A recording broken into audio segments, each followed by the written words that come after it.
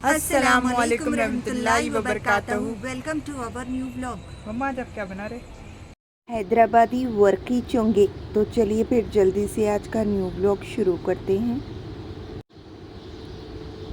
बिस्मिल्लाह बिस्मिल्लाह। चोंगे बनाने के लिए यहाँ पर मैंने 1/4 किलो मैदे का आटा लिया है। यहाँ पर मैं मैदे के आटे के चोंगे बना रही हूँ। मैदे के आटे के चोंगे ज़्यादा ही टेस्टी बनते।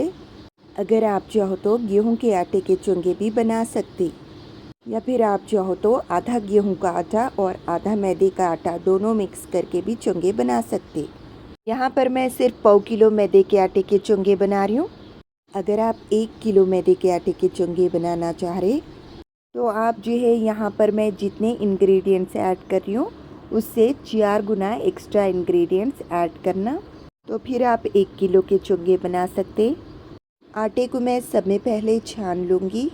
आटे को हमेशा बड़े लगन में भिगाना। बिस्मिल्लाह। आप चाहे रोटी बनाने के लिए आटा यूज़ करो या फिर पूरी बनाने के लिए आटा यूज़ करो, आटे को हमेशा छन्नी की मदद से छान के ही यूज़ करना। कभी कभी आटा पुराना हो जाने की वजह से आटे में जो है सुरसुरियाँ पड़ जाती। अगर आटे में कुछ आ भी गया तो अगर आप छन्नी की मदद से आटे को छानेंगे तो वो चीज़ जो है छन्नी में ही निकल जाती। मैदे के आटे को मैंने छान लिया है। अब ये छन्नी को मैं साइड में रख दूँगी। आटे से हम जब भी कोई मीठी चीज़ बना रहे तो आटे में जो है बिल्कुल थोड़ा सा नमक ऐड करना।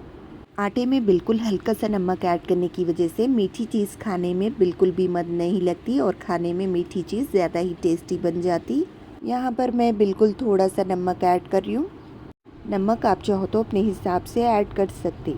आटे में मोयन लगाने के लिए यहाँ पर मैं देसी घी का इस्तेमाल कर रही हूँ। अगर हम कोई मीठी चीज़ बना रहे तो हमेशा देसी घी का इस्तेमाल करना।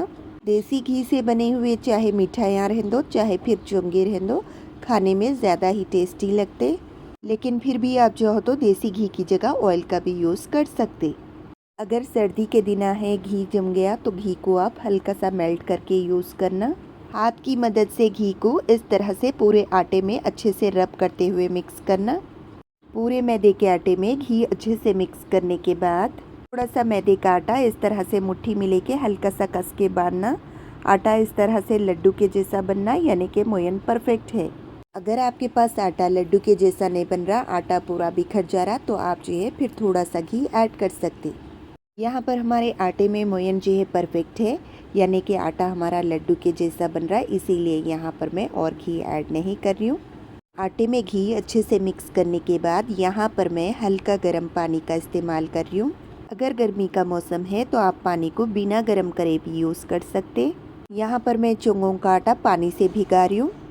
अगर आप चाहो तो चोंगों का आटा हल्के गर्म दूध से भी भिगा सकते। दूध से भिगाए हुए आटे के चुंगे खाने में ज़्यादा ही टेस्टी लगते। अगर आप चुंगों का आटा ज़्यादा क्वांटिटी में भिगा रहे और आप चुंगों को ज़्यादा दिन तक के रख के खाना चाह रहे तो फिर आप जो है चुंगों के आटे को दूध से नहीं भिगाना, पानी से ही भिगाना। दूध से बनाए हुए चुंगों को आप सिर्फ 1 से 2 दिन के अंदर ही खा लेना, क्योंकि दूध से बनाए हुए चुंगे जल्दी से ख़राब हो जाते। अगर आप दूध से बनाए हुए चोंगों को ज़्यादा दिन तक के रखेंगे तो चोंगों में जो है खट्टापन आ जाता। मैदे के आटे में थोड़ा थोड़ा पानी ऐड करके आटे को जो है भिगा लेना। जल्दी जल्दी करके आटे में कभी भी एक ही बार में पूरा पानी ऐड नहीं करना, नहीं तो आटा जो है पतला भी हो सकता। आटे को ज़्यादा सॉफ्ट भी नहीं भिगाना और ज़्यादा हार्ड भी नहीं भिगाना। आटा इस तरह से मीडियम सॉफ्ट रहना। आटे को मैंने अच्छे से गूंद लिया है। आप यहाँ पर देख सकते हो आटा इस तरह से परफेक्ट है ना। आटे के ऊपर सिर्फ 2 से 3 ड्रॉप घी डालना। पूरे आटे के ऊपर घी से हल्का सा ग्रीस करना। अगर हम आटे के ऊपर से बिना घी से बिना ऑयल से ग्रीस करके आटे को ढक्कन से कवर करके रखेंगे तो आटे के ऊपर की लेयर हवा लगने की वजह से हार्ड हो जाती, यानी कि आटे के ऊपर जो है एक पपड़ी सी जम जाती। पूरे आटे के ऊपर मैंने घी हल्का सा ग्रीस कर दिया है। आटे के ऊपर ढक्कन से कवर करके आटे को मैं कम से कम 15 से 20 मिनट के लिए रेस्ट दूंगी। आटा भिगाने के लिए मैंने 1 गिलास गुनगुना पानी लिया था, यानी कि हल्का गर्म पानी लिया था। उसमें से जो है इतना पानी बच गया। ये बिल्कुल भी ज़रूरी नहीं है कि आटा भिगाने के लिए मेरे को जितना पानी लगा आपको भी उतना ही पानी लगे। आटा भिगाने के लिए आपको 1 टेबलस्पून पानी, कम या फिर ज़्यादा भी लग सकता है, ये आटे की क्वालिटी के ऊपर डिपेंड करता। शीरा बनाने के लिए यहाँ पर मैंने अपने हिसाब से शक्कर ली है। जितनी शक्कर ली है वही सेम कटोरी से उतना ही पानी ऐड करना।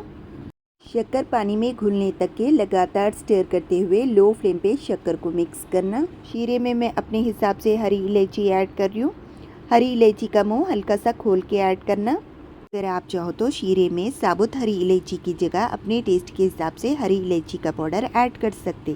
चुंगे का कलर हल्का सा चेंज करने के लिए, चुंगे को और भी ज़्यादा अच्छा दिखाने के लिए यहाँ पर मैं सिर्फ 1 चुटकी सैफरॉन स्टेंड्स ऐड कर रही हूँ।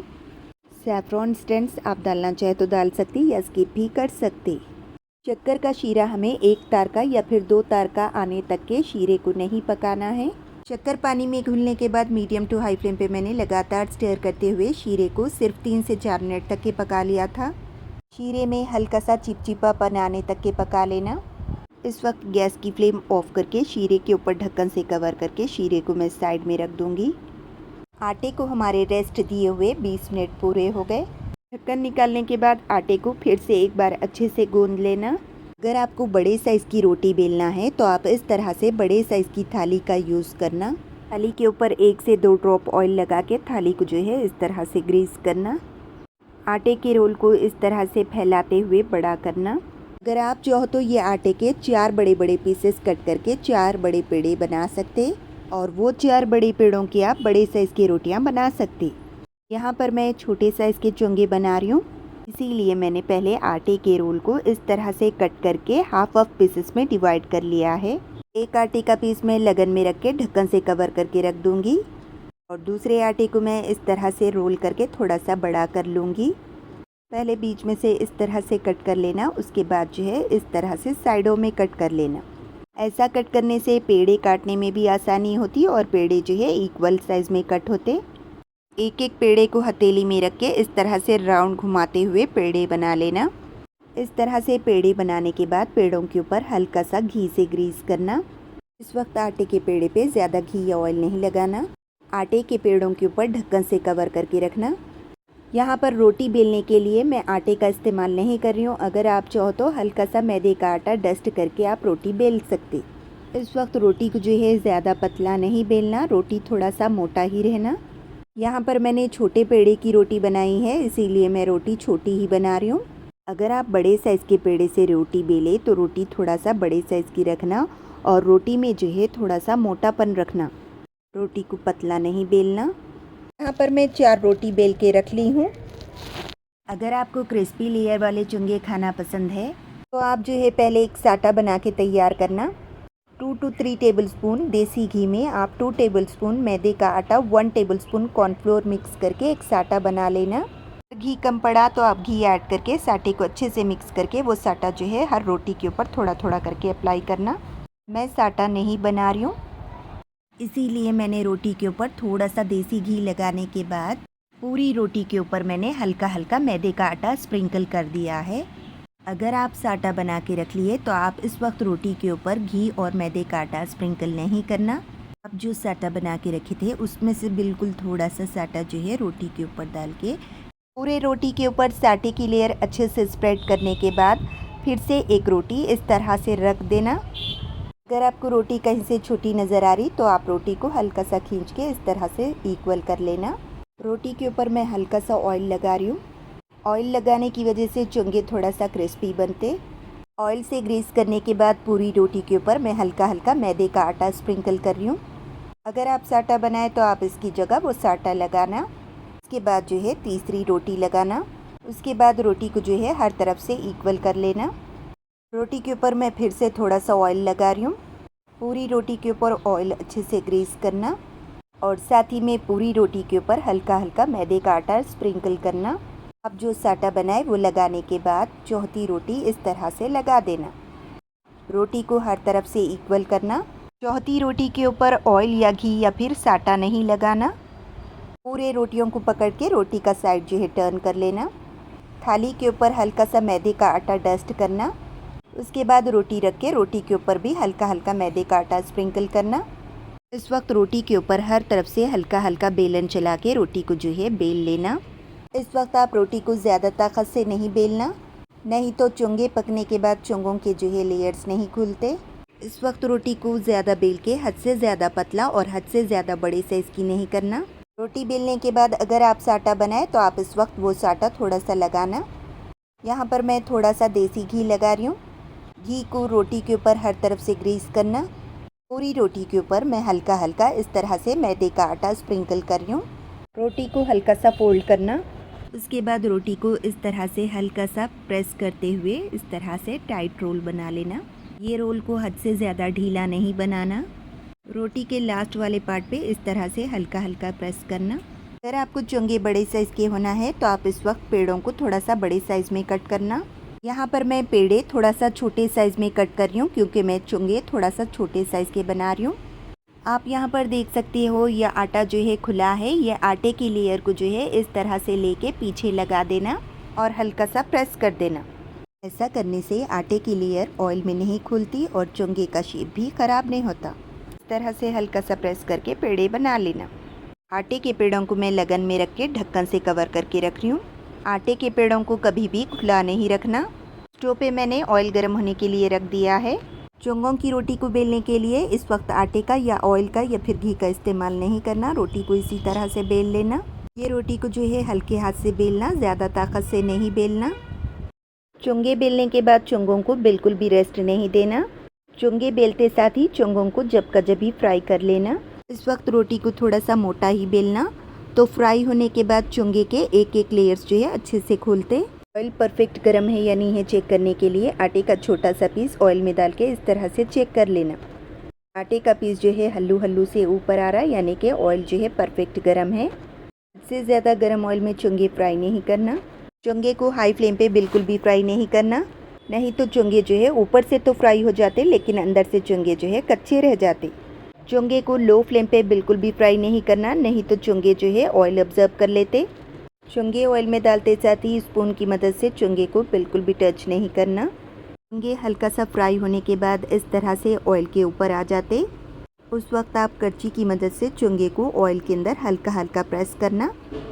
चुंगे को ज़्यादा ताकत से प्रेस नहीं करना, चुंगे जो है खस्ता रहते। अगर आप ज़्यादा ताकत से चुंगों को प्रेस करेंगे तो चुंगे जो है इसी वक्त ऑयल में टूट जाते।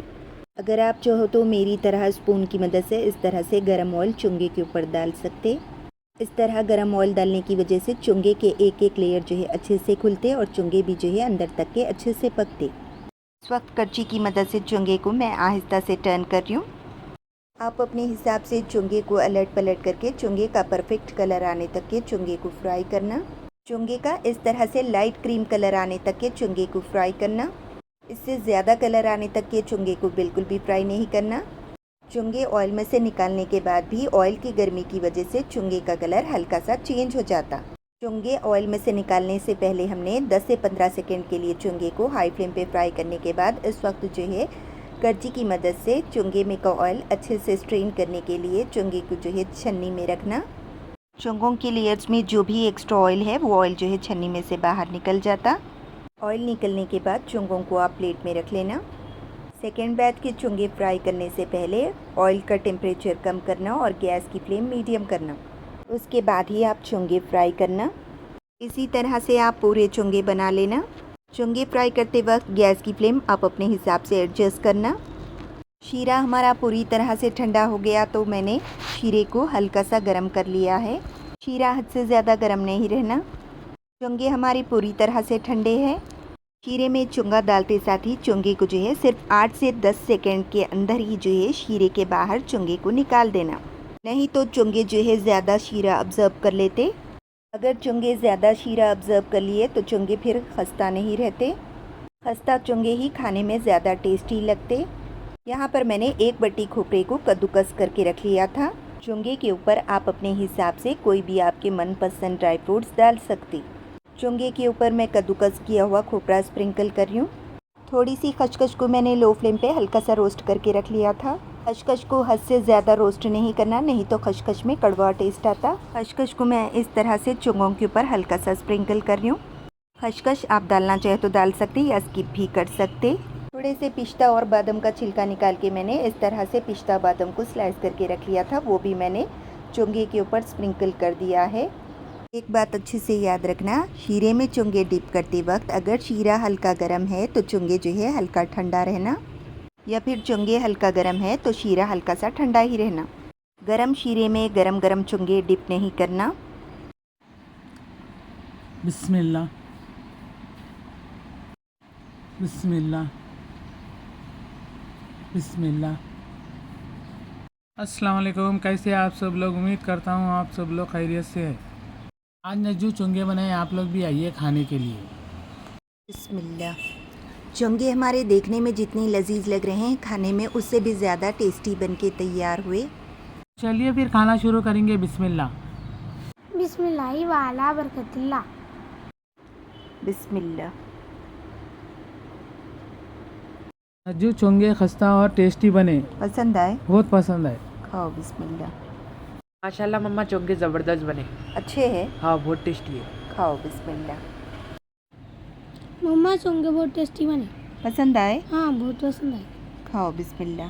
अगर आपको ये ब्लॉग पसंद आया तो प्लीज़ लाइक करें, शेयर करें, कमेंट करें। अगर चैनल पे न्यू है तो सब्सक्राइब करें। Thanks for watching.